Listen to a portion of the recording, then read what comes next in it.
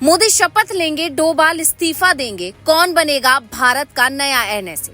Raw अधिकारियों की पलटी जा रही फाइल, ढूंढे जा रहे तेज तर्रार ऑफिसर। अजीत डोभाल की छुट्टी क्यों करना चाहते हैं मोदी? वजह काफी बड़ी है। बिना डोभाल कैसे पूरा होगा मिशन पीओ के? शाह को भी नहीं आ रहा समझ। मोदी से पहले डोभाल की रिटायरमेंट क्यों? सुनिए पीएमओ के अंदर की बात। प्रधानमंत्री नरेंद्र मोदी एक मीटिंग बुलाते हैं, कहते हैं सब अगले 100 दिन का एजेंडा लेकर आइए। मीटिंग में हर कोई एक फाइल के साथ पहुंचता है, पर अजीत डोभाल खाली हाथ होते हैं। मोदी उनसे वजह पूछते हैं तो कहते हैं सर मीटिंग के बाद बताऊंगा, आपसे कुछ बात करनी है। मोदी और डोभाल मीटिंग के बाद मिलते हैं और फिर जो डोभाल बोलते हैं उसे मोदी सिर्फ सुनते ही रह जाते हैं, कुछ हाँ या ना नहीं बोल पाते। डोभाल कहते हैं सर साल 1968 में मैं केरल कैडर का आईपीएस बना, वहाँ से आईबी और रॉ में आया, कई देशों में रहा, हमेशा हिंदुस्तान की सेवा के लिए खुद को समर्पित रखा, पर अब थोड़ा आराम चाहता हूँ। डोभाल का इशारा एनएसए पद से रिटायरमेंट की तरफ था।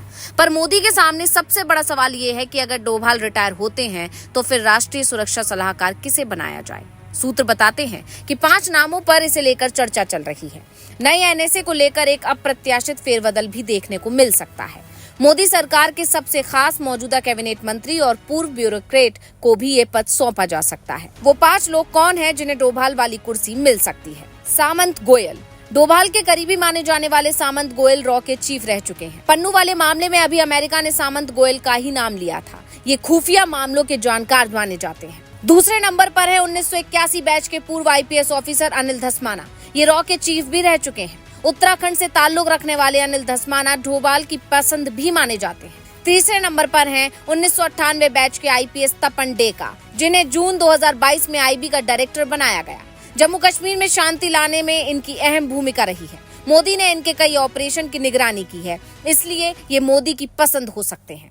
चौथे नंबर पर हैं पंकज सरन। 1982 बैच के भारतीय विदेश सेवा के अधिकारी रहे पंकज सरन सिंह पूर्व डिप्टी एनएसए हैं। इससे पहले बीएसएफ के प्रमुख भी रह चुके हैं, लेकिन इनके साथ दिक्कत ये है कि इन्हें विदेश मामलों का ज्यादा अनुभव नहीं है। 5वें नंबर पर हैं विक्रम मिस्री। साल 1979 बैच के भारतीय विदेश सेवा के अधिकारी रहे मिस्री की गिनती जयशंकर जैसे ऑफिसर के रूप में होती है। फिलहाल डोभाल के बाद एनएसए में इनका ही आदेश चलता है। इनके पास डिप्टी एनएसए का पद है, लेकिन इनके पास इंटरनल सिक्योरिटी का अनुभव कम है।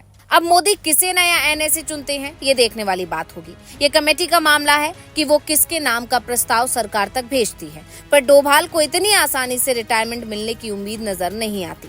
30 मई 2014 को डोभाल ने पहली बार एनएसए पद की शपथ ली थी।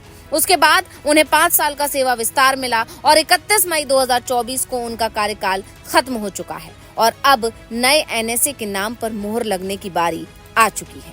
Bureau report, global Bharat TV.